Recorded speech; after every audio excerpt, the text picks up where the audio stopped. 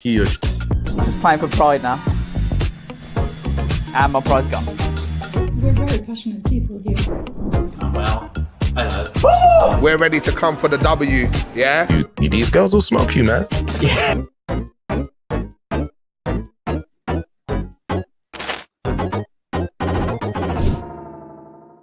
Hello again and welcome to the Mirror Gaming Walkthrough, the weekly gaming news show full of spicy takes and hottest gossip. Joining me today are two of my esteemed colleagues, Matt Aldus and Aaron Potter. Hi guys, how you doing? You both alright? I'm good, yeah. Pretty good. Yourself? Good to see you back on the show. Thank you. Making my return after a few weeks away. Really enjoyed the shows while I've been off. So, yeah, great shows, guys. And I just want to also commend Matt, who is currently on annual leave officially, but would not take no for an answer. No, he needed to come on to discuss our headline topic of the day. I'll just go through some of the headline topics. I think there's only one place to start, which is The Last of Us Episode 9. We'll also be talking about new rumours with the PS5 Pro potentially coming next year. Next year, really? We'll be talking about that. And there's also some discussion around The Legend of Zelda, the new game, Tears of the Kingdom, and whether $70 is worth it for a new game. We'll be talking about that a bit later on as well. But I think there's only one place to start, really, which is The Last of Us Episode 9, which brings The Last of Us Series 1, or the Part 1, to a conclusion on HBO. What did we think, guys? I've got loads of little notes here about discussion topics. I feel like it's all going to merge into one because there's just so much to talk about. But I'm going to ask them anyway. So, did we like this week's episode? Discuss. Well, can I just start off the discussion by saying that you hinted at the only reason Matt is still here despite being on annual leave is because he's got so many spicy takes about the Last of Us finale. Yeah. So I've been waiting with bated breath about these spicy takes. Yeah. I want to hear, but I want to hear just... Aaron's side first. What? You're calling me out? Just a bit of, obviously, context for people maybe are new to the show, new to Mirror Game Walkthrough. Matt has never played The Last of Us, and he's not a massive gamer, really. Loves FPS games and stuff, but never played The Last of Us. Obviously, me and Aaron have played the game already. We know what's happened. We know what's happened already. We've had these debates over a decade ago now with things that have happened in the game. So there's a couple of different perspectives. I think it's fair to say that we could start with Matt from the non-gamer perspective. Come on, Matt. I mean, as the adjudicator, if you don't want to go into the end of the episode, if you just wanted to just talk about whether you liked it or not, then you can do. But it's up to you. I think generally, I thought it was great. I think that I've been of that mindset about every episode. Really, there's been things in it which pose questions, and you think you hope that they're going to be resolved in the following episodes and whatnot. But in general, I thought the episode was really good, really well done. I feel like it closed off the story quite nicely. There's like some things that I would have liked to have seen addressed. I think that it could have been a 10 episode series, and for them to have been able to put a few more bits in, given the fact that throughout the whole series we were given a lot of context behind certain events that happen in the game. We were, as an audience, we were also given that sort of context. So, for example, like when Joel finds Bill's note earlier on, if we didn't have the episode with Bill and Frank, like we wouldn't have known the emotional meaning behind things like him wearing Bill's shirt and finding the note, and we wouldn't have got the weight of that without the context there. So in that regard, I think they've done fantastically with that. But I do feel like because they had to do that, I would have liked one more episode. Because even the finale wasn't like a long episode. It was like it either needed that episode 9 either needed to be like an hour and a half long, or they needed to put another episode in. But in general, I thought it was brilliant, and still, after it's finished, I still think it's probably the best game adaptation series that I've ever sort of seen, and some of the best TV that I've ever seen as well. No, it's really interesting. I think for people who are just tuning in, spoilers are going to be ahead. I think from now on.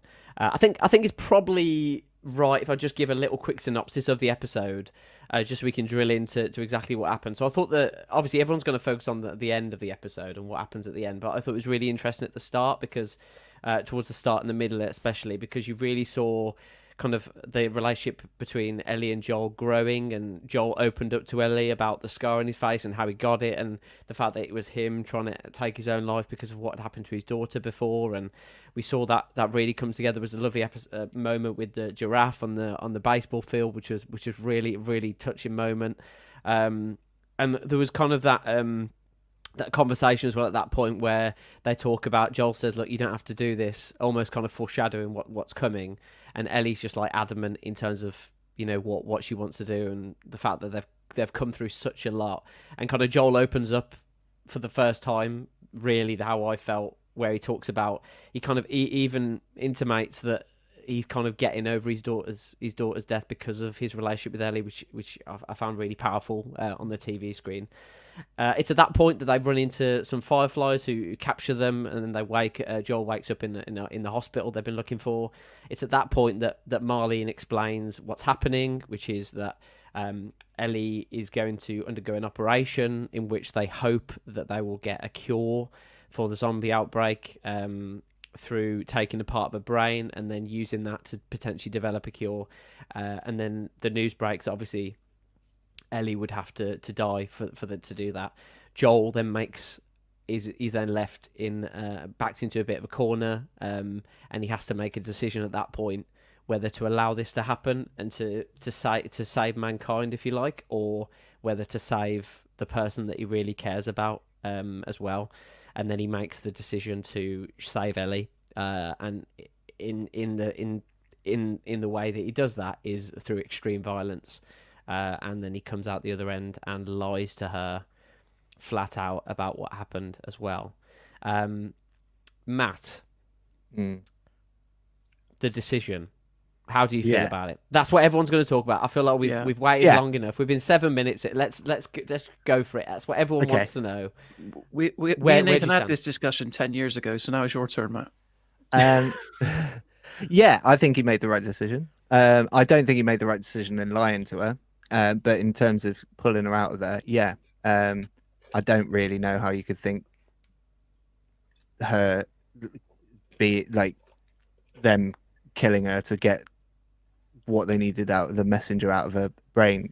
Like, I don't even know how you could think that was ever going to work, to be honest. You've got a bunch of surgeons that when the outbreak happened, gonna be what, in their mid-20s, early 20s. They're not experienced. They've got no medical experience. They aren't scientists. They've not operated on a person in 20 years, you know. And also look at the Fireflies' track record. Everywhere they go, Fireflies are dead. They're not very good at staying alive. What fridge were they going to put a brain in? They've got nothing. They weren't prepped. This surgeon, I've come to learn, his name's Jerry, right? And he I know you're laughing, but try, tell me I'm wrong. How? Well, you just complained that they didn't have a fridge. How is a 20-year-old, like, when the outbreak happens? How is a 20-year-old, I assume, medical student? How are they gonna have so much brain surgery experience by that age when everything has gone wrong and there's nobody around anymore? So how were they ever going to get the experience together to be able to perform something that is banking on killing their only specimen that they have just to be able to make it work? And also we already know that there hasn't been a cure for that sort of fungal infection, if you want to call it that, at all. So it doesn't add up that would ever work. So you've got Joel that's like, you know, we're led to believe that Joel thinks it can work. We're led to believe that Ellie thinks it can work, but also Marlene, like she sort of believes it will work. But I just don't think they're prepped and they're not strong. And also they're a terrorist organization in the eyes of Fedra. So how are they going to ever distribute it? And also there's so many people in the world now that are like looting and killing, and they probably love it. You're not going to get them to adopt it. So like, how are you ever going to eradicate it with like one single specimen, hoping that you get it right the first time? And by what I can tell, Jerry's not written anything down, and he's not got anyone to take over from him, right? He's got a daughter he's got to think about. Yeah, but like if you are the, let's say you are the only neurosurgeon left on the face of the planet, and you're in the apocalypse. Who's his prodigy? Who's he training to be able to take over? Like when all of this, how are you going to replicate his work if he dies? Like, let me tell you, let me jump in. There's loads of stuff that I just think doesn't add up. And for Joel, his options were, this thing is definitely gonna kill Ellie, and it might not work, or I can definitely save her and save my world. So to me, it's clearly the right decision. Can I just preface this and say that ultimately I agree with Matt in that Joel makes the right decision. This is some of the most outlandish arguments I've ever heard. Where are they going to put the brain? Outlandish and based in reality, mate. Where's the fridge? You literally just said that. Yeah. We've got running water. We've got electric. Did you not watch episode 3? Like, I'm sure they can store this thing wherever they need to store it. But I didn't spot a fridge once. All right, okay. But we can assume that fridges exist in this world, and you know, electrical refrigeration. I'm not talking about refrigeration isn't a thing anymore. I'm talking about the Fireflies don't have the means to be able to transport it and store it safely, even if they do manage to do it.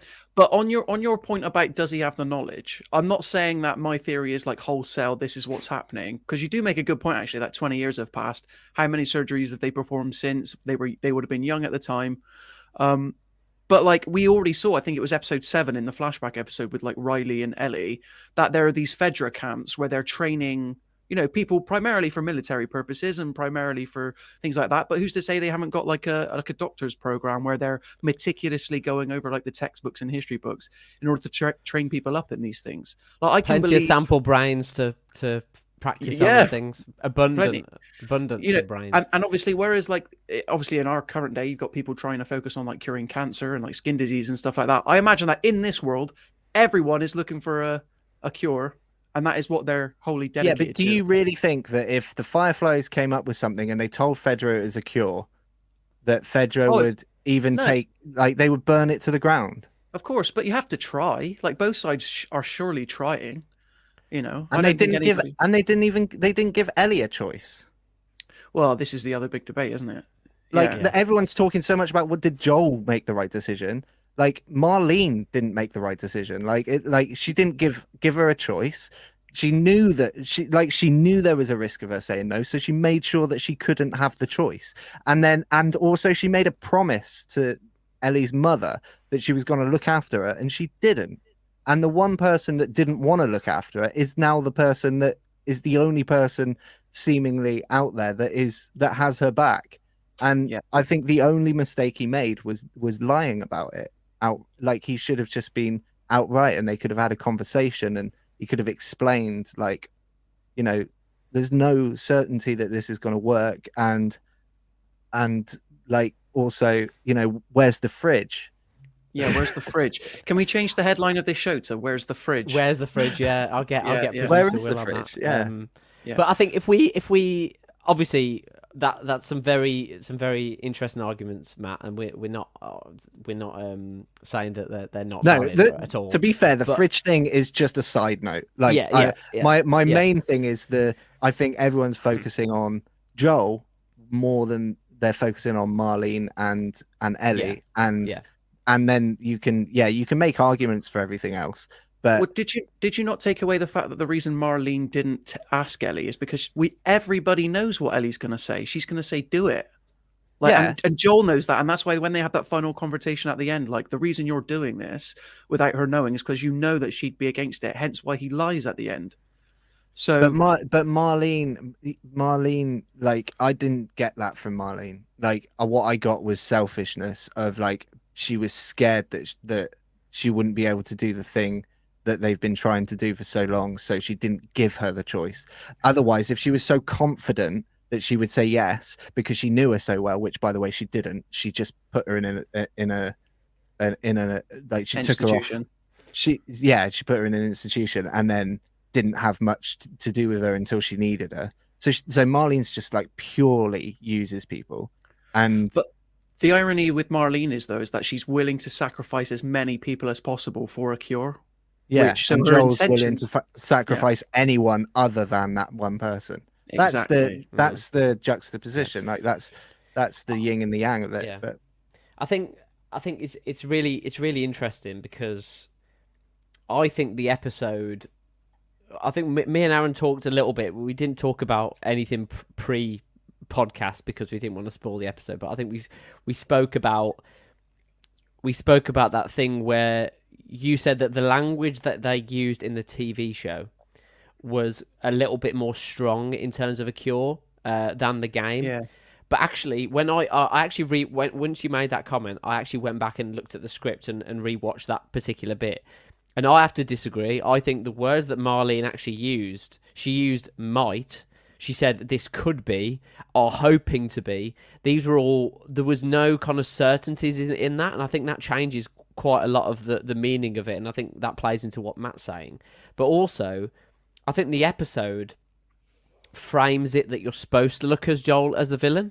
The way that it plays out, the way that they show the violence and they show towards Marlene and they show the way they kind of play out the episode. I think they're trying to frame it in that direction, which was really interesting. And I think that's why this game is so good. Is it because it generates debate, and there will be people that say that Joel made the wrong decision because he put his personal feelings toward one person in the way of all of humanity having a chance to recover from this awful worldwide virus or infection that's caused this outbreak.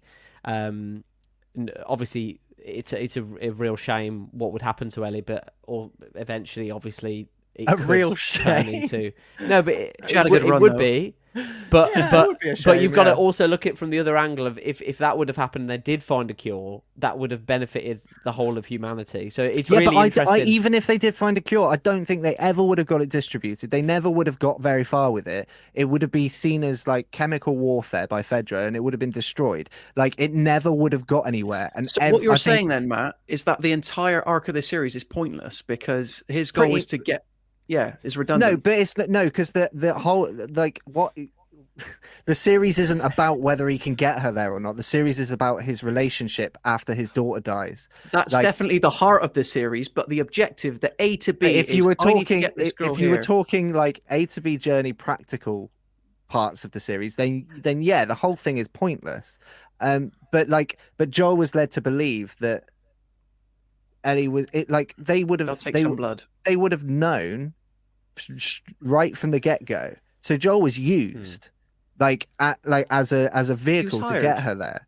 Yeah, and he was hired, yeah, but he was hired, and in the beginning, he probably would have been like, cool, yeah, whatever. But in terms of like as the relationship develops, like that's the story of the series. Like as far as I'm concerned.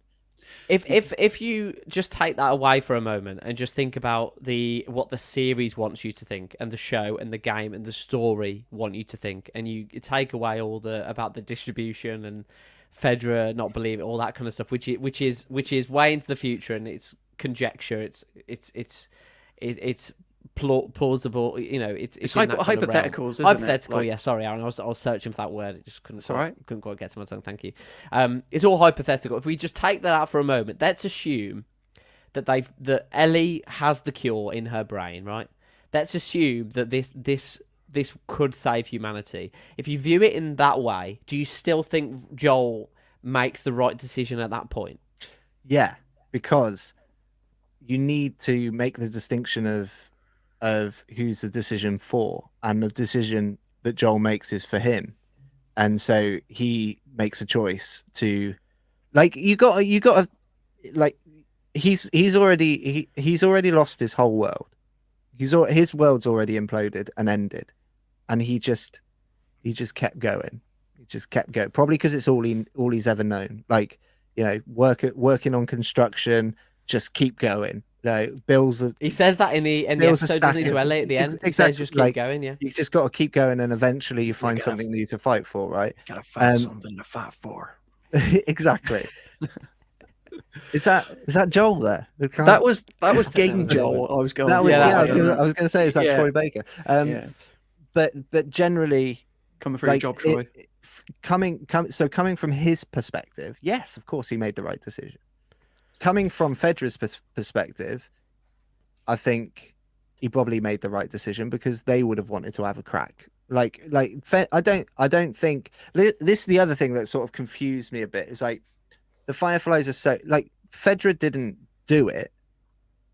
Like, Fedra didn't they maybe caused, like, the governments and stuff maybe caused the end of the world through complacency and neglect and letting certain things happen when they were being told, just, you know, in the world that, like, if you keep doing this will happen, you know. So yeah, probably got some responsibility there. But in terms of how, like, I can't imagine a world where they wouldn't want to get back to full on capitalism, like making loads of money, living in big houses and all that stuff, rather than gated off QZs. I can't imagine, like, that would be their end goal. We're so far away. That's what I was just going to say. Yeah. We get back into hypothetical territory again. We are so far removed from what actually happens in this series and the episode. I'm talking about. I'm talking about.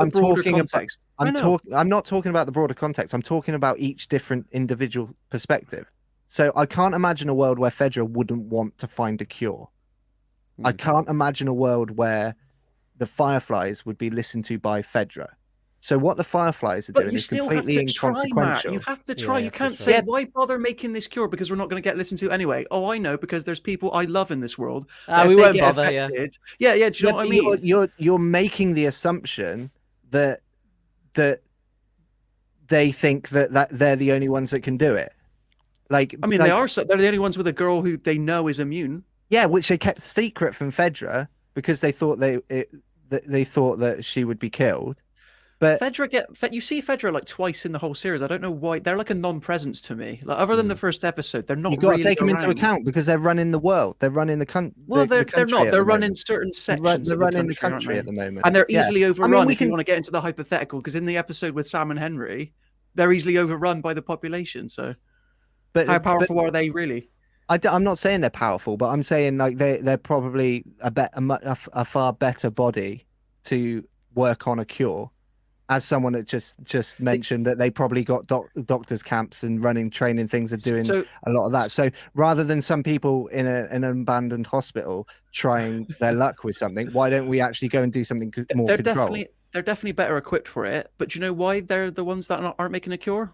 Because they run the world now, or they like to think they do, and they're not interested in a cure. They don't want things to change. The people that are in Fedra. Of course you would. Of course you would. If you were a government, which this they is are, the Empire versus the rebels, Matt. Like, this is the Star Wars tale as old as time. Good versus evil. Fedra are the bad guys. No, this is the saving of humanity. This is the saving of the mass population so they can keep going and doing what they're doing.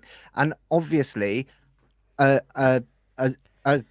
for want of a better phrase, a zombie apocalypse on the outside of the walls ain't good for business. I'm just going to interrupt this just for 1 second. So, if I could get to the end of my thought, I'm just gonna, it will go. It will for a minute. So from Fedra's from Firefly's point of view, he didn't make the right decision. From Fedra's point of view, he probably did, because she's still now out there and they've got a chance of actually still doing something. And from Joel's point of view, he made the right decision because look, they're still talking. I came on this podcast on my holiday, right? I can go if you want. Yeah, I'm good. I don't honestly. Look how red I've gone. I honestly don't disagree with anything Matt said. I'm just I'm good. Yeah, I'm good. What are you up to? I'm fascinated by Nathan's call now. Anyway, but I've got to go. They've stopped now. Okay, see you later. So I don't just disagree. thought I'd just take a personal call.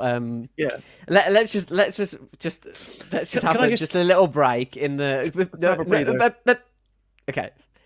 So for anyone watching, thank you so much for watching the Mirror Game walkthrough. We're discussing The Last of Us Episode 9 reaction. Thank you so much, everyone, in the comments. We're live on YouTube and Facebook. If you've got any thoughts at all on how the series ended, Joel's decision, did he make a right call, did he make the wrong call, please drop a comment below and we'll discuss it once Aaron and Matt have finished debating the ins and outs. I've got some comments from Adam, and they use noisy electrical tape. Yeah. Don't get me started. Gigi's in the chat as well. Came in at just the right time. Yes, you did. The Fireflies would never have shared the cure either. Wake up. Ooh. Interesting point. Gigi also says Joel is right. And then Scott says discuss a good adaptation like Street Fighter 994. Thanks, Scott. We'll take that into account. Yeah, we'll take that into account. So I think we are going quite into hypotheticals, and we're going quite deep into the societal outlook of the country, and I think we need to make it not a lot of I think it's fair to say that not the majority of people who watch this program won't be thinking about that type of stuff. They'll just be looking at it from a choice point of view, very linear choice between doing this thing or doing this thing. And I think the great thing about the way that they did it, especially with obviously the game did it, but the TV show is now adapted for, is that there is grey areas on either side. It wasn't a straightforward decision, and I think personally, at the point where Joel sees Marlene in the car park, I think he's then at that point realised what he's done. And I think at that point, if he could go back, he might do. And that's my personal view. But he's already gone so far that he has to then take out Marlene and do what is right, because he's already gone that far. I think if you look at how it actually happens, right, and you think about his reaction, discuss what the situation that he was in. He gets woken up. He gets flashbanged first of all, right? So, which is incredibly debilitating. Probably, blinded him and knocked him deaf for a bit. He wakes up and he's told that this girl that he's formed a lasting relationship with straight away. They don't even give him breakfast or anything. They don't give him anything to drink. Just wake him up. They've got no fridge. How are they going? Yeah, they've got no fridge. Where are they giving the milk? No chance of a milkshake at all. They wake him up. They tell him what's going on straight away. They don't give him a choice. They walk him down some stairs. They push him out the building. He doesn't get a lot of time to process that decision. And I think that also plays a part in it. And obviously he does what he does, and then he gets to Marlene. I think I don't know how you two feel, but I feel when he's in the car park, and also in the game as well, when he comes across Marlene, I think there's a little bit of him that realises what he's done and the violence that he's had to just do. And there's a little bit of him that just sees what he's done, and maybe there's a bit of regret in that moment, but he's too far gone at that point. Discuss. There's definitely regret there, but yeah. The only thing I would add to that is that as soon as he wakes up off the bed and he's being told what he's being told, it's interesting that you refer to the language that Marlene speaks, because for me, when I watched it, Marlene looked pretty confident that obviously she was confident it was going to happen, even if there was the slightest chance. But I thought the game did a much better job of, this might work, it could work, whereas the Fireflies, and this is from the Fireflies' perspective, the Fireflies here are like, we're doing this is what we're trying. But as soon as he gets up off that hospital bed and he's being told what he's being told, it's like his cogs were in his brain, and he clicks into place, and then suddenly new Joel isn't here anymore. The old Joel that has been constantly hinted at throughout the whole series, like, you don't know what I'm capable of, I've fought on both sides, all that jazz. He kind of turns into the Terminator. And I think all the way up until, and these are innocent people he's killing. I think this is why other people debate the ending as well, because in the game, it's like at least 40 people that you're killing, and you're moving up through the floors, and it's really like, oh man, I don't know how I feel about this. And then you get right up into the hospital room, which is a bit that we've kind of jumped over at the moment, which is what happens in between the mass deaths and then before we get to Marlene. I thought it was very interesting because in the game, obviously, you can choose to kill all of them in the hospital room. Joel leaves the two nurses alive. He has to kill the doctor for reasons we won't get into now. But I thought that was interesting. So that told me that the only people he sees as a threat is anyone who's got like a weapon in their hand. So he's not past the point of I'm absolutely seeing red. He's sort of like he's doing it with this one goal in mind. And then when he sees Marlene at the end, he says it himself, "You just come after us." And so basically, as soon as he wakes up at the hospital bed, to the moment he pulls the trigger on Marlene, he's in full on protect mode. I don't care how many casualties, you know, in order to save the girl that I love. But that's just how I saw it, and but I respect the perspective that, wow, Joel just did all that. Like he's a bad guy. I remember when the first game came out, and people were kind of like, I was playing the bad guy the entire time. I'm like, not really, because if you had a child that you cared about a lot, you know, how far we don't like thinking about it now, but in a post-apocalyptic scenario, what lengths would you go to save the one you love? Yeah, and I think from what Matt said, I think I'm also of the opinion that what Joel did was ultimately correct, but that also, you also are allowed to feel very conflicted when you're watching those scenes. The bit that got me was the guy that had his hands up, and Joel still took him out, and that made me wince, because it made me think about right and wrong is very blurred in this episode, and it has been for the game as well. And I think there are very blurred lines, and I think that's why it was such a big debate when the game first came out, and it's still a debate now, is because it's just so the lines between good and evil are so blurred in this episode, and there is ultimately you can take a side, but there is also there is an argument for the other way. There are arguments for both ways, which is why it's such an interesting. And there will be loads of people out there who disagree with us, who think that he made the wrong decision and the violence that he chose was wrong. But I think that's what makes it so powerful and such a good watch for a TV show, and such a good game as well. Before I go on to you, Matt, Gigi's in the comments. I think the TV audience doesn't appreciate the ending in the same way as players. It's a lot more involved when it's your own character. Yeah, it's really interesting. And Adam L, thanks for coming again, Adam. He says, Matt is now my favourite member of the Mirror Gaming team. I want his input on every series I watch from now on. Feels good, man. How much have you paid this guy, Matt? Just I know, before Adam out, yeah. I can't talk about that. Thanks, Adam. So if we ignore that, because I know there's a lot to be said with the deep dive into the society and getting the cure, but if we just look at the episode as we watched it and talk about it from the viewpoint of how most people will process it, can you see why there's boring though? Anyway, but from Joel's perspective, I'll talk. Like from what you're saying about Joel, I kind from of what you know of him from having watched the TV I have show. a different take on that, like slightly, but in the same wheelhouse, but slightly. I think like there's a line earlier in the episode that Joel says to Ellie where he says that everywhere we go, something bad happens. Like saying, you know, we don't have to go through with it. We can go back to Jackson or where his brother is. And you can tell that's what he wants from her. He wants her to say yes. So, but he's already preempting something's going to go wrong. Like he knows something's going to go wrong, and he gets flashbanged, which is a really weird way to greet someone that when they've just traveled across the country. Yeah, he did you a favor. Like he's done you a massive solid. And you like, but whatever. He wakes up and they say, you know, this is how we're going to make the cure, and it means that Ellie has to die. And in his mind, he clicks and goes, I knew it. I knew it. I knew this would happen. He's like, right, I've had enough. Like I have had enough now. Like every time I say something's going to happen, it happens and it goes wrong, and then I've got to fix it. And I've absolutely just had enough. And then he's been, apart from when Ellie's been in serious trouble, so from like the episode with David, we've not really seen like loads and loads of extreme violence from him.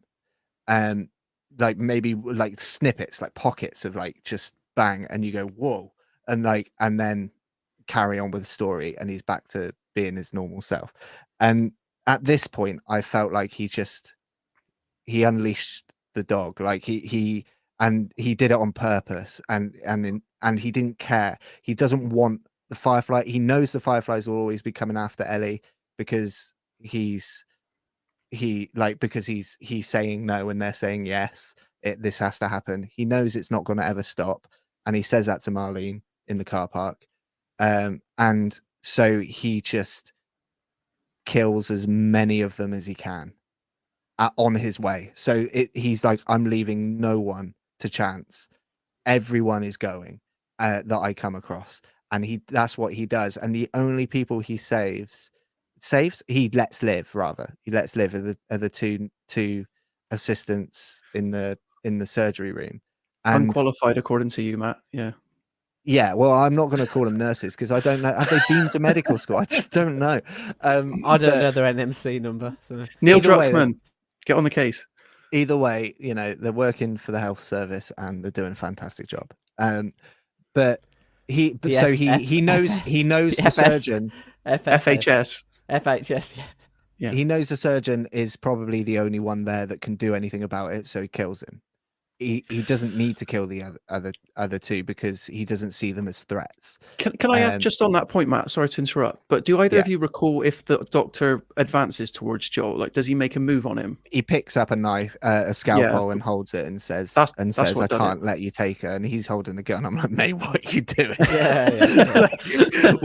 like, come on, look at the odds. Look at the odds. But, it's like that bit in Indiana Jones, isn't it, where he's gets the whip out and then Indiana Jones, Yeah, I mean, it would be even more similar to Indiana Jones if he did some cool little tricks on the scalpel. But like, see, I am a surgeon. Trained then. And I learned this in surgeon school in Fedra. when he gets Ellie off the bed and he's taken her down to the car park. What I liked that I know is different from the game is when you're trying to get Ellie to the elevator. I know that there's a lot of like people trying to still get you and stuff. What I liked is how quiet it was afterwards. Like that walk to the elevator felt really emotional. It felt like really like you like at that moment that Joel is conflicted about what he's done, but also he's not sorry about it because he wouldn't have done anything else other than keep Ellie alive. Like that's his whole thing. Like that's all he's gonna do. For as long as he lives, his one job is to keep Ellie alive, and he gets in the elevator, goes down. Marlene's there, and when he shoots Marlene, like I don't really see regret. I don't see regret until Ellie says the words, "Did anybody get hurt?" And that's the moment you see the regret come over his eyes, and he doesn't lie about that one thing. That's the one part he doesn't lie about. She goes, "Does anybody get hurt?" And he says, "Yes." And that for me was like a hairs on the back of my neck moment of like, that's the one part of that whole conversation that's true. And he can't lie about that because he doesn't want to lie to her, but he's got nothing else in his toolbox to be able to like not have her freak out or whatever. I think Ellie picks up on that as well, Matt, that he doesn't answer that question. Hence why it Definitely probably leads her to put that question to him right at the end. It's like, well, okay, now I know you're capable of lying. Are you going to lie to me about this? Because the okay at the end is probably one of the most defining lines in the whole series. Just the okay. Like, and that to me was like huge. So what does Ellie mean when she says okay? I'm curious as to what you think. Is she like, okay, now I know that you're lying to me, or okay, I believe you, or okay, our relationship's changed? I think it's kind of like she's saying okay as a realization to herself that she can't trust Joel anymore. Yeah, like that's what I got from it. Was like she realizes, she's like, okay, I can't trust you anymore because I know you're lying and you know you're lying, and I gave you a second opportunity to tell me the truth and you chose to lie about it. And so it's not like I don't believe him, I do believe him. I think she already knows the answer. she's been with him long enough by that point to know him really well, and it's more of an okay for herself to be like, right, you're like, I accept what you did, and I, I'm still here or whatever, but I can't, like, this is kind of it for us now. Yeah. Like, that's what I sort of got for it, because I can't trust you, because the one thing we had was trust, and you've just broken it. I think the one thing we haven't talked about as well is the fact that if you factor in that Joel's already lost someone he cares about, and there's probably an element of this ain't happening again. That's the whole motivation. Yeah, like, because yeah. he can. This is actually something he can do about it to stop, and you have to factor that in as well. And I think if you take that in, I think you can certainly understand the decision that you made. If you don't agree with it 100%, for the people that don't. And I think that's an awful lot of pressure to place on Ellie as well. Like, to be where you mentioned, Nathan, the point that where he said, because there was a line where she was talking about time healing, and he's like, it wasn't time, and then looks at her, and it obviously is implying it was you. The first time he's really opened up properly. Yeah, and that is a lot of responsibility for someone that young to take on their shoulders, and that is kind of unfair of Joel to say that to her, in my view, because now she's like living up to being his daughter, but let's just remember she's not, and he is the one forcing her into that position, like in terms of what he wants from her.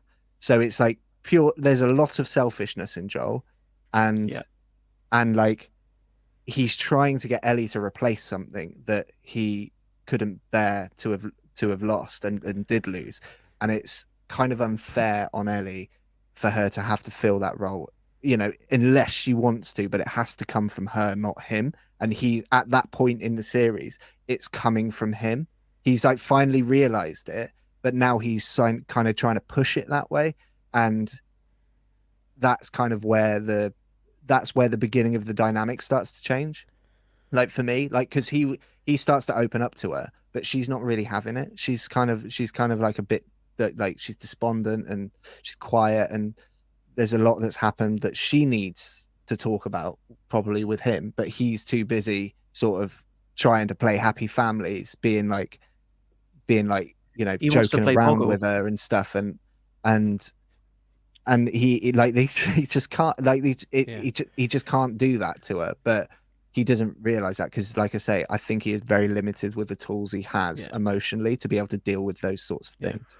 Question, a discussion for both of you. Sorry, Aaron, before you jump in. Do you think if Ellie would have been awake and Ellie would have said, yeah, let's do this, and Joel would have been involved in that conversation, do you think it would have played out any differently? I know, Aaron, you probably had this conversation before with the game being out 10 years older, but do you think if Ellie was awake and she was the one saying to Joel, I'm doing this, do you think anything would have changed?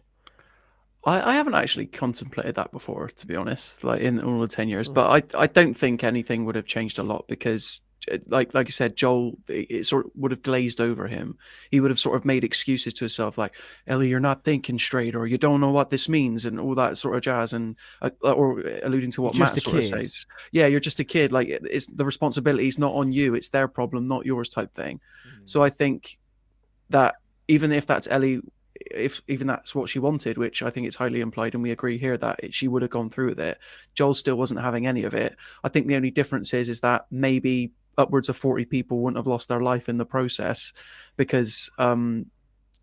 She really wouldn't have tussle been, with her at no, that because point. she wouldn't have been given a choice. Like, she would have been given a choice on a fallacy, but they still would have done it. Like, they still would have, like, they wouldn't have, if she said, no, I don't want you to do it, they wouldn't have been like, well, okay then, let's Never just mind. go about. Yeah. Like, they would have taken her, and they would have made it horrific for her. But can I just, like, I don't think it would have played out differently. But the only thing that may have happened, that was possible, that could have happened, is if Ellie decided yes, and Joel and Ellie had the opportunity to, like, talk about it and have some time with it, then she may have been able to get him to come come around to the idea, or vice versa. He could have convinced her otherwise, but without that conversation, it's just ripped that decision away. And I think that's what really triggered Joel, is that decision was taken away from both of them. The only thing I was going to say, and this is a slightly separate point, but we get a pre-credit sequence in this episode that is totally new, that is not in the game, where it's heavily implied that the reason for Ellie's immunity is because she was, de facto through her mother, played by Ashley Johnson, who obviously plays Ellie in the game, was past that immunity because at the point of birth, her mother was bitten. And I thought that was interesting because obviously when you play the game, you're never really sure about, what makes Ellie different, what's so special about her. And I think that does change some things in my mind in terms of making me think about it differently, because as a viewer, I now have an idea of, even if Ellie doesn't provide a cure, we now know how to make immune people in some weird sort of like messed up way. Like immunity is suddenly on the table, even if the characters in the world don't know it. And I'd be interested, I don't know where they're going to take this in season 2 or whatever, but I think that scene's there for a reason. And I'd be interested to see, if the characters get that knowledge eventually in the show and how that would change things. I don't know what you guys thought about that. Maybe maybe it wasn't implied at all, and I was just looking too deep into it. But no, I think you make a good point. I do think you make a good point. I think we as the audience know, and I guess the Fireflies would have some sort of idea because Marlene was there when. But Anna, Ellie's mum, lies to Marlene, right? She says, "I cut it off before we got bit." Yeah, so they wouldn't really ever know. That's the frustrating thing. You could take a stab in the dark, given that she's seen the situation. She's like, well, maybe she was not telling the whole truth. So, let's try this. But then that leads to the Fireflies sacrificing more people. I think the whole thing that's amazing about the series is every single group, in some way or another, is as bad and as good as the other group. They're just surviving, aren't they? Fedra are trying to rebuild something. The Fireflies are trying to find a cure. David's a difficult one, but he's a horrific person. But there is a community there that are not horrific people. So everyone's got this level of good and bad in them, and I think the whole point of the series, in terms of that specific thing, is that evil and good, there are no good guys and evil guys. That's not what this is about.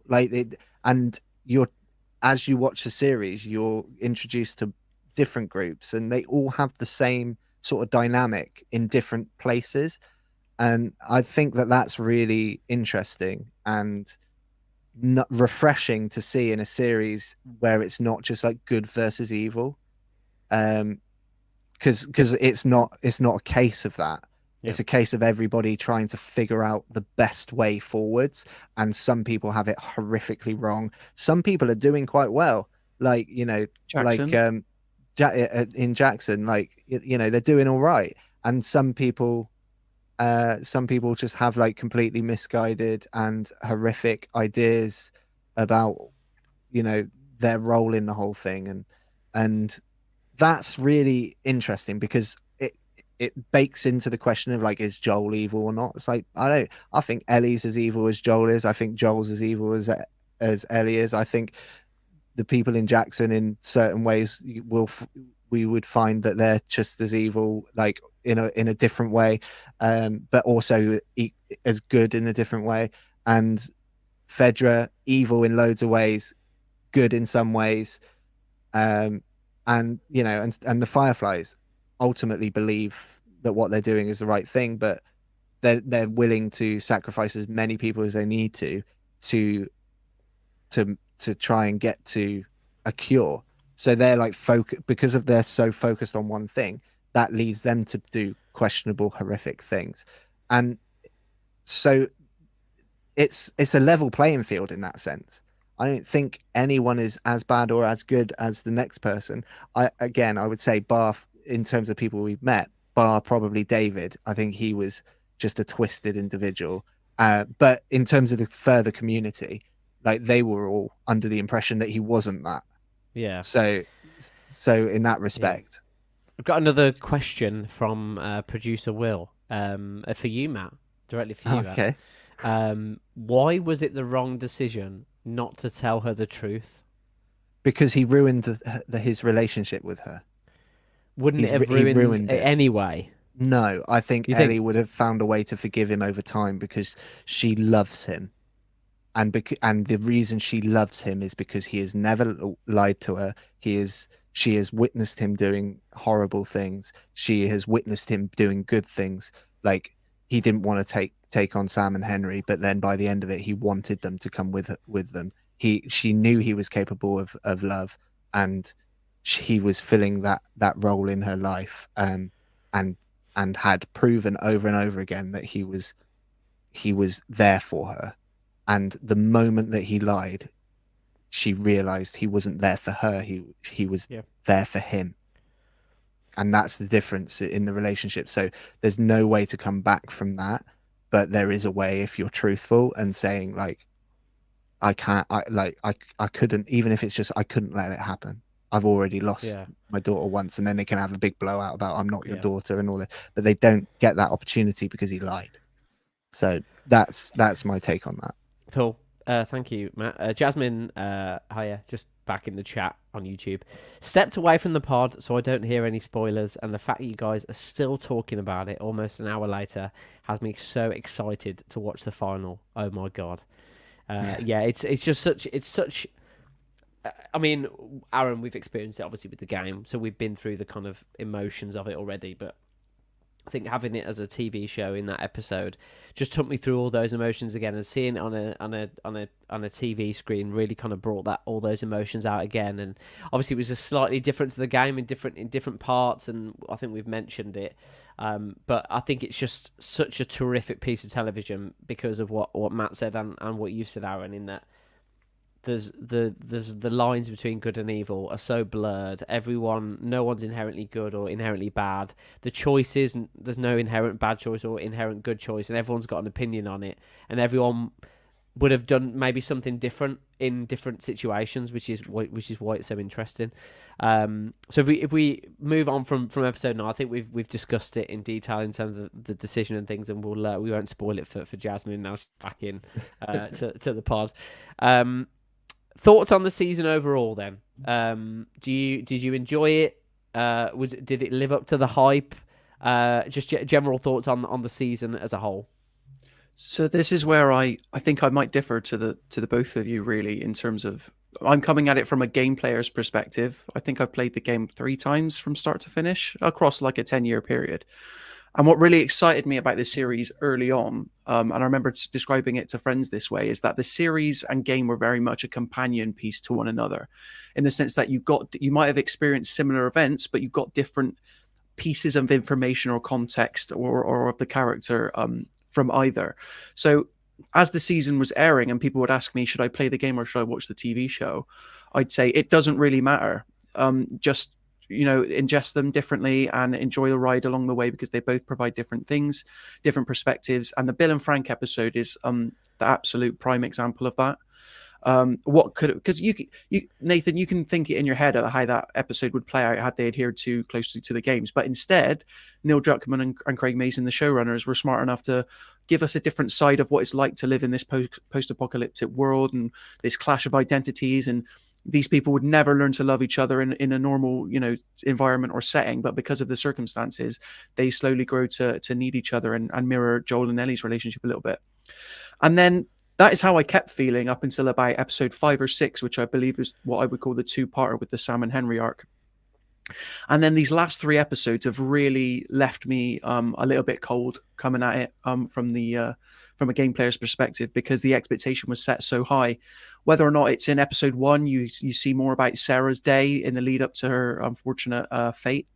Whether or not it's episode 2, where you get that interesting context about the woman in the Asian country and, about when they discover how this thing's spreading. Episode 3, obviously, got Bill and Frank, and then Sam and Henry stuff.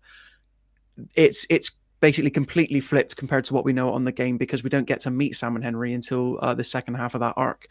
Episode 7, 8, and 9, by comparison, are just straight translations to me, which left me really disappointed. Especially the Riley episode, the Left Behind episode, which I think, again, none of these episodes are bad. They're still probably better than 80% of what's on TV these days. But in terms of like adding extra meat to the bone for me to chew on, someone coming from the game, it just left me a little bit. I was left expecting rather than being surprised. And it really forced me into a position by the end of saying that I think ultimately, when you separate the two apart from each other, similar to what Gigi was saying just a few minutes ago, that by putting you within the eyes of Joel, you really get to experience that arc more. And I feel like this is only 9 episodes. Matt hinted that it should have been 10. I agree. I think this episode should have been at least an hour and a half, similar to the premiere, so that you had time to really sort of like seethe in the relationship and the changes that have happened. Because I think from episode 5 to 9, I think we're talking months they've spent with each other, but you really only get a sense. It feels like a week that they've potentially been with each other. So I came away feeling a little bit mixed on it, ultimately preferring the game by the end. But that's why it's been so interesting hearing to people like Matt's perspective, and obviously Jasmine's going to watch the finale. We'll see what she wants to say. I feel, I'm happy that they enjoyed it so much, but by the end, the last 3 episodes really left me a bit cold, unfortunately. Yeah, I mean, I wouldn't go that far in my opinion in terms of cold, but I do completely understand what you mean, because the first half of this series, I was watching it with other people, and instead of me just going, "Well, this is going to happen now, it's going to be so cool," I was actually watching it to get context that, like you said, you don't get from the game. So there was like interesting bits for me, as well as for me, people who played the game, and for others who have not played the game and coming at it fresh.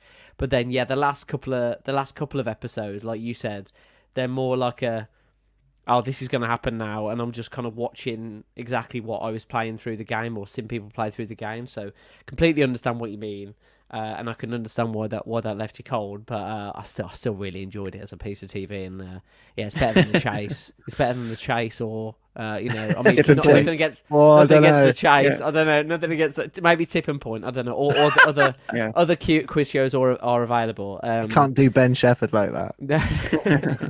Sorry, Ben, if you're watching. Matt, what from someone who's never played the game, and the expectation on the TV show from the first couple of episodes, how has it been for you in terms of the storytelling, and what is the outcome ultimately? Did you just enjoy it as a TV show, as a story that you loved? Does it make you want to play the game? How does it leave you as a viewer? As a series on the whole, I enjoyed it. It does. I do want to play the game more than before the series came out, so I guess it's made me want to play the game. And I'm probably like, I understand what Aaron's saying, and I kind of can see it. I don't necessarily feel like that myself, but I do feel like the tail end of the series, last 2 episodes, probably more for me, felt like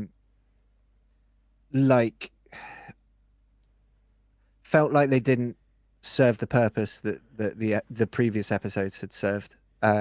So yeah, so kind of similar to Aaron. It did leave me feeling a little bit like, well, that's finished now. Well, that's it. Like when it had ended,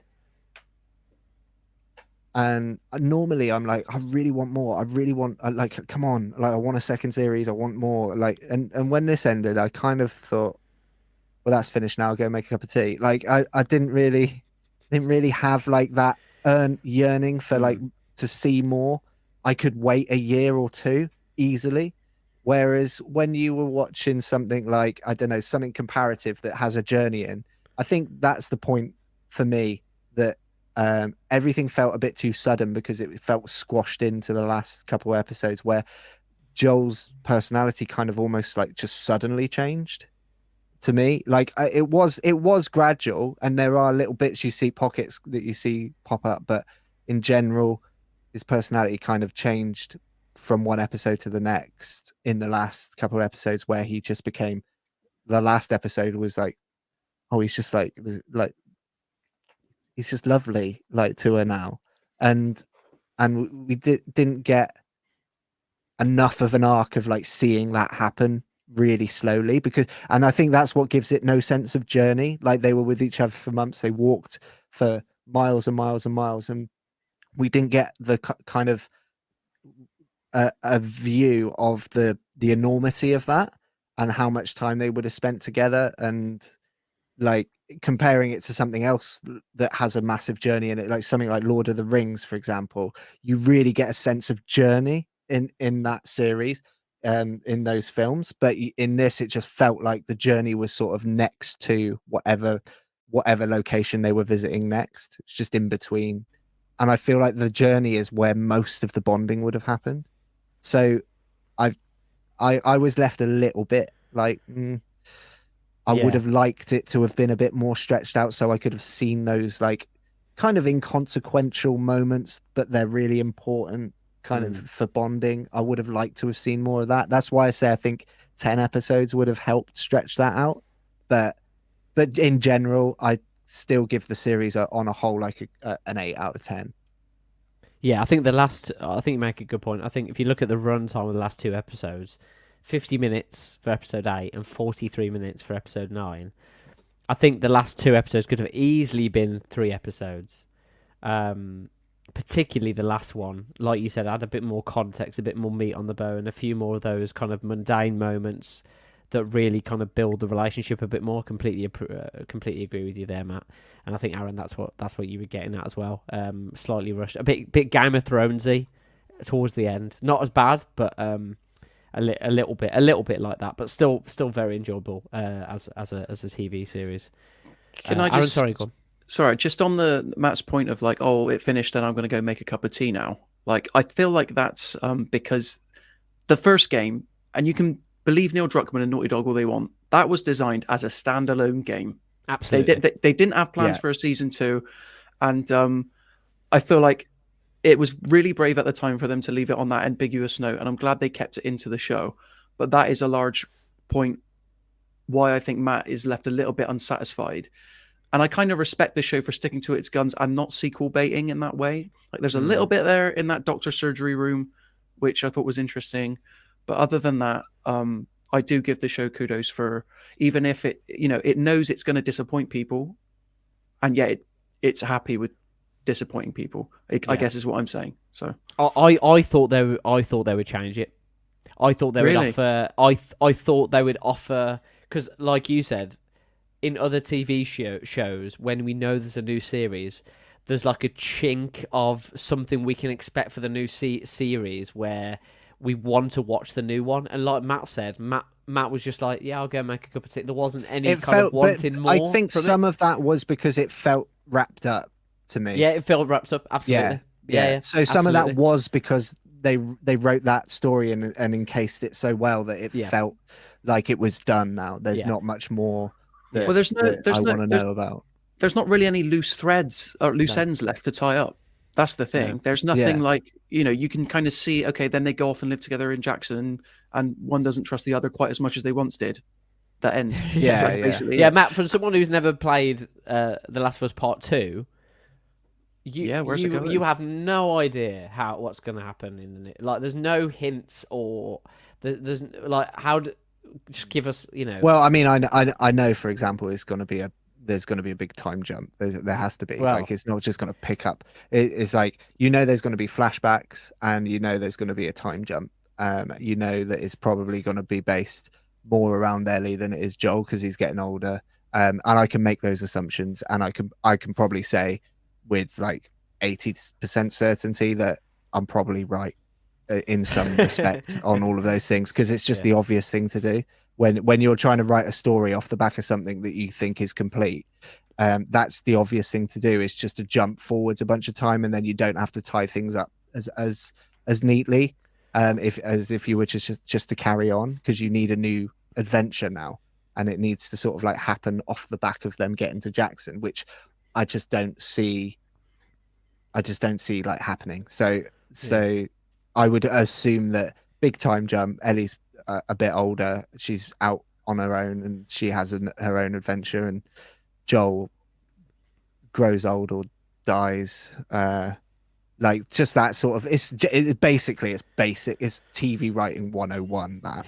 Like that's just what you see in every second series when they weren't intending for a second series. Interesting. Adam is back in the chat. Hi, Adam. They should probably not do the game's mistake and just don't bother with the season 2. Hot takes. Aaron's just showing off his version there. Adam also says, please don't tell Matt about game 2. Don't ruin his dreams. We're not going to say anything. Season 2, or Last of Us Part 2, as a season will be out. There is going to be a season 2. There is even going to be a season 3. From what Neil Druckmann has said. Correct me if I'm wrong, Aaron. I think you're across this more than me, but he says that Part 2 has too much content just for one season, so there's potentially going to be more than one season to cover everything that happens in Part 2. So that could be really interesting. I don't know what you guys make of that, Aaron. If you want to add anything to that. Yeah, well, I know what's coming, and I feel like anybody who does know what's coming always knew that there's too much. Like the first game's about 10 to 12 hours, and across 9 episodes you can kind of make that work if you cut out a lot of the combat, which they did. But with game 2, it's you're pushing 25 to 30, and without no spoilers of course, but like a huge part of that game is just how much it keeps going. Like it wears you down. It's like you're in the character's shoes and you're like, we're still going. We could turn back now if we want to. We're still there's more, and it constantly does that. So I'd be interested to see how, because Neil Druckmann's already proved this first series that he's willing to frustrate TV audience viewers, and I'm wondering if he's going to be able to pull off the same trick again to provoke a reaction with series 2. But yeah, it's for me. I know exactly how this is going to break down. I know exactly how they're going to handle Joel's character, Ellie's character, someone else who's very important. But yeah. What do you think, Nathan? Can you see it working across 2 seasons? Interesting. I think that they definitely need 2 seasons, just from the reasons you've said. I'm not going to elaborate. But I'm just scared to say something I shouldn't. So I'm just going to leave it there. Sorry. Sorry. No, sorry. I was just going to say, if they wanted the TV series of season 2 and 3 to have the same effect as the game, they would make every episode 2.5 hours long. Well, they did that with Stranger Things. I know. There's precedent for it. They might do. They might keep the camera running. Keep it running. They might make films for each episode, which I find is a little bit tedious and laborious. Makes it hard. I can't sit down and watch a film every single night. Well, I could, but I've got other things that I would like to do, as well. I don't want it to consume my life. Well, we've got through this in 1 hour 8 minutes. So thank you both. One word answer from both of you, if possible. Is this the best video game to TV adaptation ever? Yes or no? Okay, I was going to say Street Fighter 1994, but for me, yes. For me, no. Oh, what is the best then? What? I'm not coming at it fairly because okay. When I looked at the Last of Us game, I'm like, I know they could easily make a show out of that. But when you look at something like Mortal Kombat and somebody makes a film out of it, that's immediately more impressive to me. Like, because it's like, that is a different format, whereas The Last of Us, I mean, it's definitely top 10, but for me personally, I've got better. If they would have made the changes that you suggested earlier, do you think it could have been? Do you think it had the potential to be? Yeah, if they treated episodes 7, 8, and 9 as they did the preceding 6, and the frustrating thing is that episode 8, the David episode, they could have done so much with that than they ended up doing, and that could have been 2 episodes easy. Exactly. Just how they treated the Sam and Henry stuff. That stuff with I'm forgetting her name, apologies, but the one who lost her brother and the relationship with her right-hand man. Is that the actor's name? That's the actress's name, isn't it? That might be the actress. Oh, yeah. But like yeah. that stuff was so interesting, and that is what the David arc needed, 100%. Interesting. Well, thank you both for tackling this topic. And this is why it's such a great TV show, in my opinion. It doesn't matter if it's the best or not, but it's a great story because it just generates this debate, and we could talk about it for ages. What was, whether it was good decision, bad decision. We can just Do they have discuss it. fridges? Exactly. Everyone has their own opinions on it as well. So no, it's just great to. Obviously, I haven't been here all the time, but it's been great to talk about this series with you guys on the show, and everyone else who's come on to talk about it as well. Lewis, Jasmine, and Tom as well. So thank you, everyone. And I'm sure you'll be seeing a bit more of The Last of Us on our YouTube channel as well, because we're going to be doing a playthrough pretty soon, which will be really cool with Matt. So if you didn't know, Matt, we will be doing a playthrough at some point. Oh mate, I want to. I mean, as long as you don't mind seeing me in the menus for a long time, then I do. But we can. We'll get. Do they have triple plating in The Last of Us? Yeah, or whatever? yeah. well, I'll go in the menu for like an hour before we start that stuff, and then I'll get it out of my system. Yeah. There is one thing. I mean, producer Will is messaging me about it. We're not going to talk about it now. You'll have to go to the Mirror Gaming TikTok channel to see Matt's thoughts on this. I'm not going to get into that now. We're not going to get into the giraffe. It's too deep. Giraffe Gate. Go to our TikTok and we can discuss it in the comments. Absolutely. TikTok.com/@the Mirror Gaming, I believe is the URL. But if you've got a mobile phone like normal people, go to TikTok, search the Mirror Gaming, and it'll be on there. Right, are we ready to move to our next topic after the fierce debate? I feel a bit hot now. Let's cool things down with a PS5 Pro. Could be set for release shortly. A report from Insider Gaming claims that the PS5 Pro is in development and could release as early as late 2024. Insider Gaming has previously reported their new PlayStation 5 with a detachable disc drive is scheduled to release later this year. It's understood that this model will phase out the current PlayStation 5, that's the one that's been released late this year, to cut down on production and shipping costs. Obviously, console players are no stranger to a mid-season refresh, if you like. We've had the PS4 Pro, we've had the Xbox One X, we've had those kind of generational changes. Do you think the PS5 Pro? Do you think there's enough games out there for people to enjoy on a PS5 Pro yet? Do you think this is coming at the right time, Aaron? A PS5 Pro? Well, you see, the thing about Xbox Game Pass is that it's good and bad for players because no. I not? Was I muted then when I asked it? I'm sure I asked a PlayStation question. I don't know. Yeah. Shall I just read that again? Let me just funny that. Yeah. No. Yeah. Rewind the tape, everyone. PlayStation 5 Pro. I was quite shocked when I read this yesterday because I don't think I'm the only one who thinks like this generation. It feels like it's only just started. Yeah. But somehow we're encroaching on 3 years since these consoles release because I feel like I can count on one hand, or maybe two hands, being a bit more generous, the amount of games designed from the ground up to take advantage of these machines. And obviously, what we saw with the Xbox One X, as it was called, and the PlayStation 4 Pro, that both released, I want to say 4 to 5 years after their original SKUs did, was that they would offer like alternate settings within the menus about do you want to play in resolution mode or do you want to play in performance mode?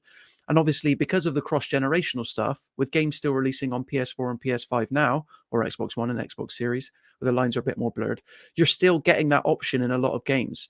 So for me personally, I've read the report over on Insider Gaming, and Tom Henderson, who reports it there, he seems to indicate that what the main focus for Sony, allegedly, in a PS5 Pro is that the ray tracing capabilities would be boosted.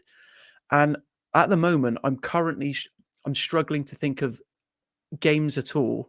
Maybe Control at a push, because that's a very shiny game. It takes place in like a grey silverish building.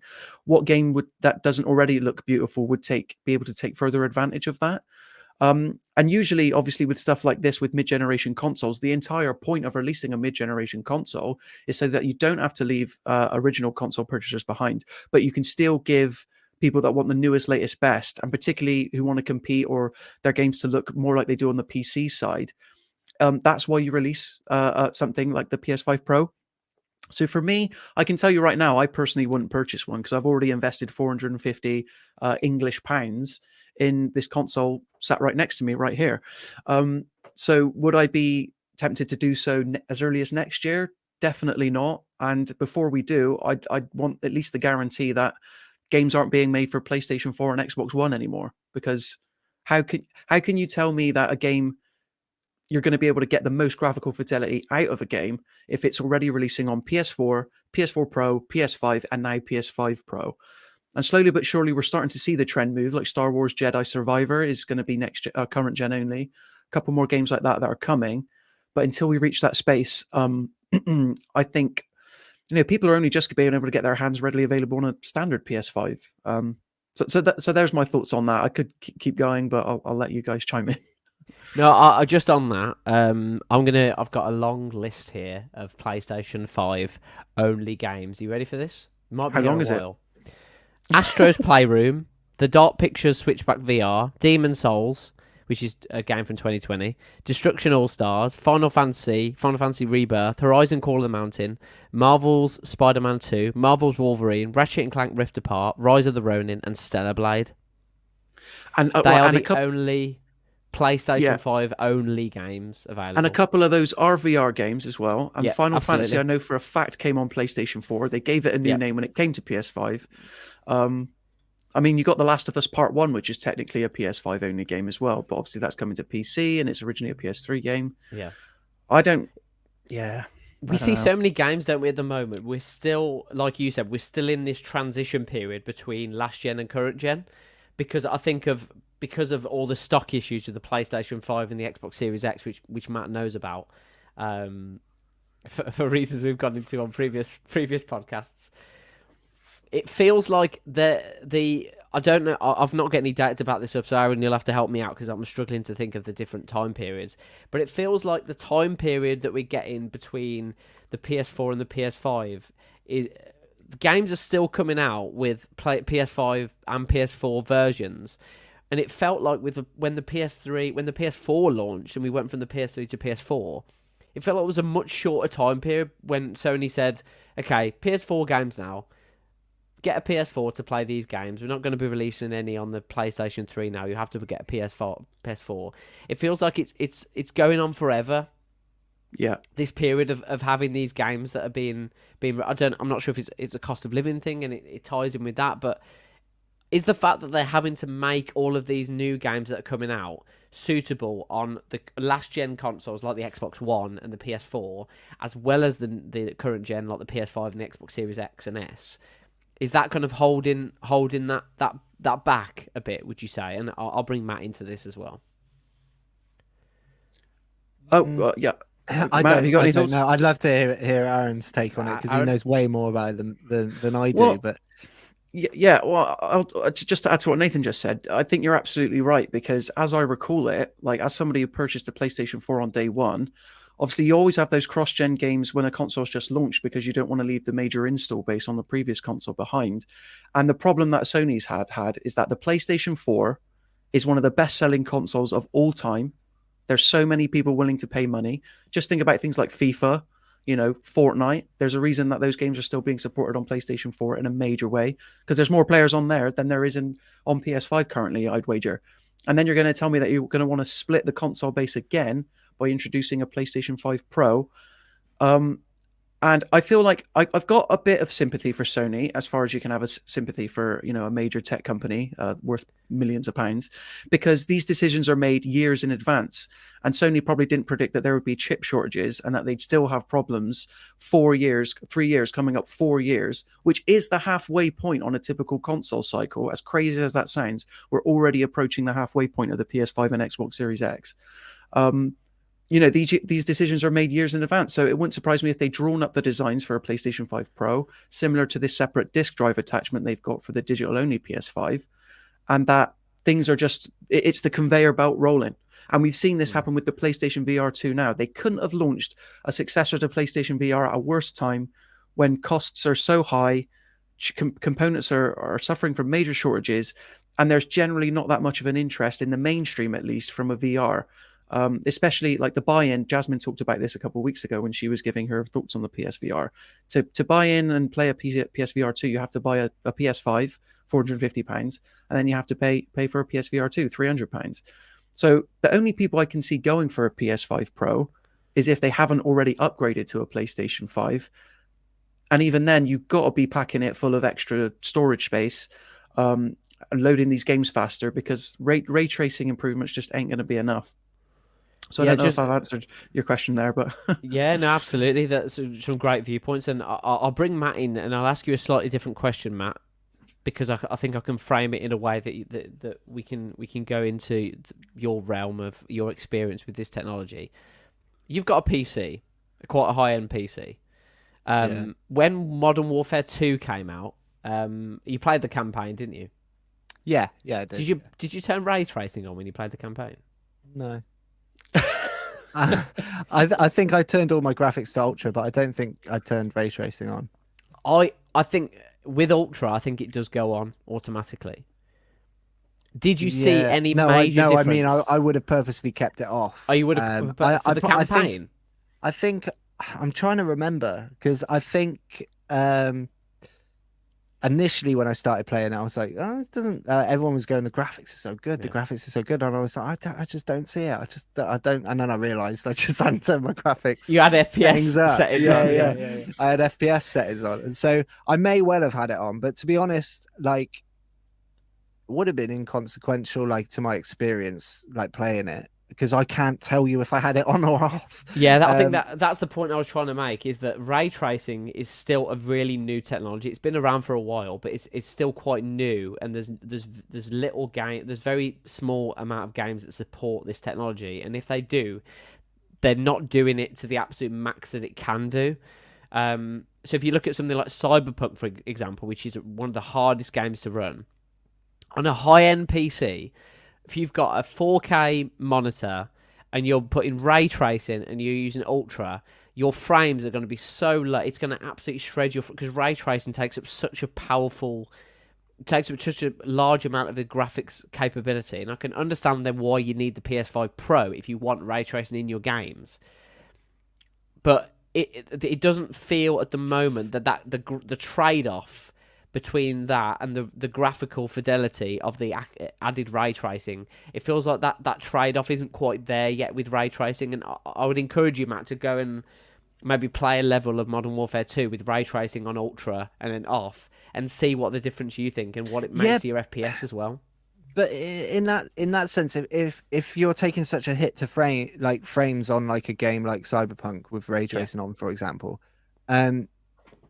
then ray tracing, it just isn't ready for the mainstream, like that. So it's not a very good reason to really like push a console or release a console to be more capable with it. You might as well wait for the next release, like the next proper like consoles, like after this console cycle is finished, like, and it needs to be more of a household thing. Because even now, if I was to play a game, console or otherwise, I wouldn't really think about turning ray tracing on. Like, in some circumstances, you might be like, whoa, that's amazing. And I've seen it work and work well. And it does look amazing, but it doesn't look so amazing that like I can't live without it. Like, spot on. Yeah, absolutely. And I think like that it's just such a weak argument for like we're releasing this console so that it can deal with ray tracing a little bit better. It's like, wait till it can deal with it really easily, like, and then give us a really good console that can keep the frames and keep everything else like running smoothly. I don't know, maybe I'm maybe they're onto something and they're like, well, we figured this out. And I definitely think there's more to this console, if it even does exist, than just ray tracing. But the problem is that that's the only information that Tom Henderson's checkmarked in the report, which is why I was saying it's got a load speed, the SSD's got to be improved, stuff like that. Bigger storage. That's what I mean, though. It already loads up quite fast, but I'm struggling to. And then as you guys were discussing it just then, I'm kind of like, we saw this with the PS4 generation, but do you remember, like, you'd get the original console and it would usually be a brick. Xbox knows about this. Xbox players know all about this. Then you'd get the Slim. then you get the Pro. And it seems like PS5, The Elite, wasn't it? It was the Xbox The Elite? 360 Elite. Was that Yeah. was that skew? Yeah. and then the Xbox One S, I think, in that generation. Xbox One X. So X was the Pro, and S was the before they used the name convention to completely confuse people this generation. But like, and I think Oh it's yeah, of interesting- course. Yeah, you're right. I just know what I mean? just got confused with the Series S. Yeah, absolutely. Yeah, this is the problem. This is the problem Yeah. Phil Spencer's facing is he's focused too much on Game Pass. But so the sorry, Just Matt's try got and his get tape. Game Pass in every conversation we have. In Matt's got his Game tape. Pass. I've got my Game Pass. Yeah. Yeah. I think it's a bit of a shame, right? If this is true, that PlayStation seemingly have no interest in letting people save money on a potential PlayStation 5 Slim rather than a Pro, which is something I definitely Yeah. would be more interested in. Yeah, like I- I'm not going to buy a new. I'm not going to replace my PlayStation 5. I mean, I barely play my PlayStation 5, but like, It's a bit tough at but the I'm moment, though, Matt. so isn't it? I'm Yeah. certainly not going to replace it with a slightly newer model. It would have to Jasmine- be substantial. Jasmine's in the chat. I know she's in the chat. 'Cause she's just put a comment. Not Game Pass again. Oh no. Yeah, Matt currently can't play his PS5 for reasons. The reason is Jasmine has got it and she's playing PSVR 2 games on it. She's taking it out for a spin, a bit of joyriding on your PS5. But yeah, I just reading the report as well. The last bit of the thing that I talked about was that there's obviously Tom Roy Henderson is reporting that there's going to be a new PlayStation 5 with a detachable disc drive scheduled for release later this year, which will phase out the current PlayStation 5. So maybe that's therein. Maybe the fact that they're launching this new PlayStation with a detachable disc drive. Maybe if you want a disc drive with maybe reduced capabilities, does that maybe it do? can't do I Blu-ray was or something. I was just going to say that. Why would you want to Why detach a would disc you drive? release? Why would I want to detach my disc drive? Makes I it thought- slimmer. I thought what it was that Yeah, but then they every were- time I want to put a disc in, I got to get it out and The point is, reattach it. they- And they want to it's phase not out discs. convenient. They don't want you to play discs because yeah, it's cheaper, I isn't get it? I get that, but I would rather they just go digital only and just like take the hit. That's my point. Maybe the PS5 Pro will have a disc drive, and maybe that's the in that they're banking on people wanting to buy a PS5 with a disc drive that has Blu-ray. So just buy the original 8K. PS5 then, the one that exists now. That won't exist though. In Well, it will on the 2024. second-hand market. In They the might stop second-hand market. producing them. But And if you, Yeah, that just detachable release- disc drive, I thought was gonna be its Jasmine's own just thing. piped in, resident hardware expert. Maybe we should have had her on for this little bit. Jasmine said it's to streamline production. The fact that they What? only have to produce one PlayStation, because at the moment there's two models, one with a disc drive, one without. If they just do one without a disc drive and then a detachable one, that streamlines production, which is what they make. They produce one console instead of two, and then they produce the disc drive. Yeah, exactly. right, almost sorry. like they could have thought about that before Yeah. they designed So- the PS5. But So Yeah. just you so know, I whatever. understand this, just so I understand this correctly, then the current PS5 and the PS5 digital phased out, but next year, in lieu of one console that may or may not that is digital, and you can choose to buy a disc drive if you want, That is Is- what is that- being reported. and that's called the PS5 Pro. No. So, what's the the PS5 Pro? So the PS5 Pro is scheduled, apparently, could be released as early as 2024. The detachable disc drive version is scheduled to be released later this year. So And they're then still at that point, so they're not streamlining production then, because they're still going to have two console SKUs to worry about. they're still going to have to produce the PlayStation 5 Pro in a year's time.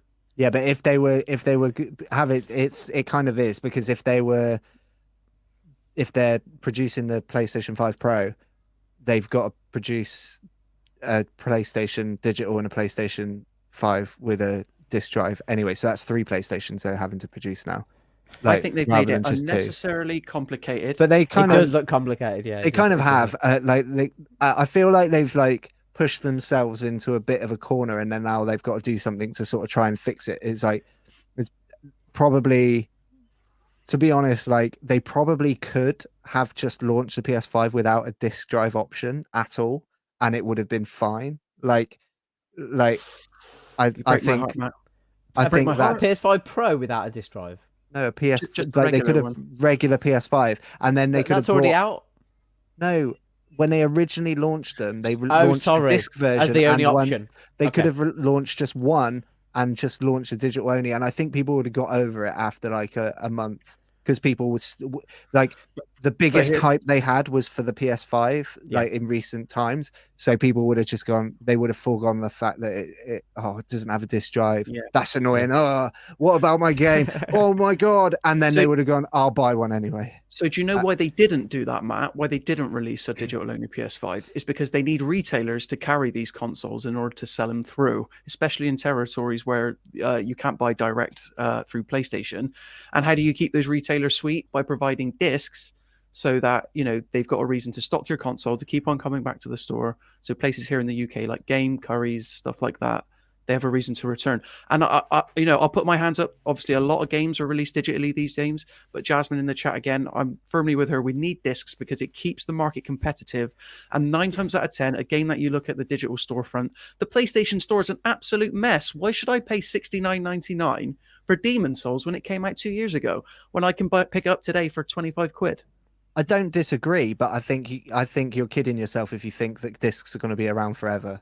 I think you're kidding yourself if you don't think that it's going to go all digital. So why not just rip the rug if it's going to happen anyway? Because nobody wants to be the first. That's why. Yeah. I know, but your opportunity, like you would have it would have been like this big risk, but I think it would have been like a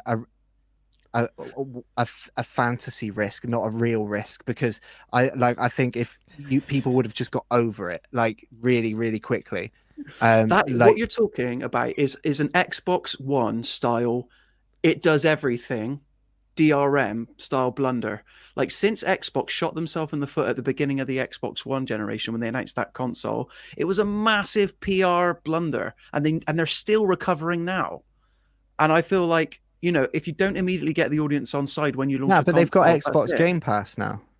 Well, I wasn't going to bring it up, but Xbox Game Pass. Here's the thing, everyone. Here's the thing. Xbox Game Pass, I hate to break it to you, it doesn't make money. It doesn't make money. PlayStation makes money. Xbox doesn't. That's all I'm saying on it. Yeah. Jasmine is ready to fight Matt. Does she want to jump in? It makes gaming way less accessible. Yeah, absolutely. I think we all agree that having digital only makes console gaming less accessible for people. It makes it more expensive. Less people can buy the games. The second-hand market is good for people. You can buy games, older games, for cheaper. It helps everyone. I think Sony and Microsoft would love it if they could go digital, but the world is not ready for that yet. It will be at some point. It's just not ready right now. Adam says, won't they just become like vinyl, where collectors will buy the disc and the mainstream will go digital? In which case, an attachable disc drive would be the best way. That's how it's going to go. With a game, I'd much rather like buy like a piece of gaming memorabilia and then get a game code with it that you download. Like there's loads of ways you can have physical ownership of something. But my point being is, I'm not the one doing it. I'm just saying, like, it is going to happen. It's going to happen. So you either need to get come with the to a system point where you accept it, because you can't do anything to change it unless you want to go out and like rally. But Adam makes a protest against it. But Adam makes a good point with the vinyl comparison. Like, they went away and then they came back because people realized that they like having ownership. But that's of not going to something. happen with game discs. The game discs to me are just like DVDs. There's nothing innately special about them. Vinyl is like this really intimate process of like physically adds antiquity to it. So if you were to buy a game and you were to get like a really cool piece of memorabilia with it that was like limited to this version of the game, that then ended up being like one of 1,000 for that first press run or whatever. Like, I don't know what it might be. It could be like some sort of vinyl route. Then there's you're still gonna have that. Like, that's the way it's going to go. I'm not disagreeing with you, Matt. It's just like, from an outsider, that someone that doesn't game loads, it's kind of like with discs. It's kind of like, get over it. We need to move on now. I know that there might be problems like that, and it might like throw up barriers in certain places, but honestly, like, if it's not going to go any other way, and at some point it's going to go that way, like, it's much better to try and figure out the solution sooner rather than later, rather than trying to like hold it off. And I think, Nah, keep holding it off as long as we can. and I guys. think Keep buying your some discs. people Save money. are like that, and some people want to like move to the next era. And I think with the next gen consoles, it's an opportunity to move to the next era, but that felt completely missed with the whole next gen wave. And I feel like this is just kind of trying to find a soft way in to that, maybe. That's just what I think. I'm not saying it's right or wrong. It's just I think that's just where and it I think is. I think you're speaking on behalf of like the mainstream player type thing. But like to me, like you say that the value's not in the disc. It literally is. The value is in the disc because I can trade that back. I can sell it to someone. You can lend it to value. me. I can lend it to you. A piece of memorabilia. If I had a code in a box, why would I lend that piece of memorabilia to someone or sell it? It's not the same thing. It doesn't represent the product you pay for. And like, yeah, Jasmine and Adam are having a conversation at the moment about leaflet and game boxes. Leaflets don't exist anymore, unfortunately. It's a dying art. I'm not saying that it's a sad I don't think thing we're that it would be disagreeing. I'm missed just or making the whatever. case. I'm just saying, like, look, You're I think coming it's from the going this PC way. master race And to be perspective. blunt, to be blunt, I think that there's not another way out of it. So what are we going to do about it, basically? And the other point as well is that the sad reality of it is, even if the discs did exist, there are plenty of ways, especially the way games are going now. Even if you buy the disc, you still need an internet connection to play, which means that the publisher of that game, even if you have the disc, in a few years' time, if they stop supporting that game, you might be in a position where you put the disc in your console and it doesn't work because Plus they've day one stopped support patches for it. as Plus well. day one patches, absolutely. You can't play the game without a patch, and if they don't support it anymore, or you can't download it, that disc is worthless. So I think this is a wider conversation. You could tie this in with music and streaming services, how you don't own things anymore, and the ownership is going, and it's all about subscriptions, all that kind of stuff. But I don't think we have time to get into that today. Maybe we'll leave that for another Get into day. hypotheticals. Yeah. We're going to have to make a 10-part series. Absolutely. But I've absolutely loved this episode. I've loved talking to you two about The Last of Us. Love the conversation about PlayStation 5 Pro. It's been great having you both on. Thank you so much. Aaron, thank you very much. Matt, thank you for spending your annual leave with us. Really appreciate it. Thanks for having me. Sorry we didn't touch on the giraffe, but we will get into I that. I don't want to pain anyone with the giraffe on this Go to episode. TikTok. No way. It was a Go to sweet TikTok. moment. Yeah, It was a absolutely. lovely moment. A real Yeah. giraffe as well, apparently. Oh yeah, that is impressive. It was a real giraffe.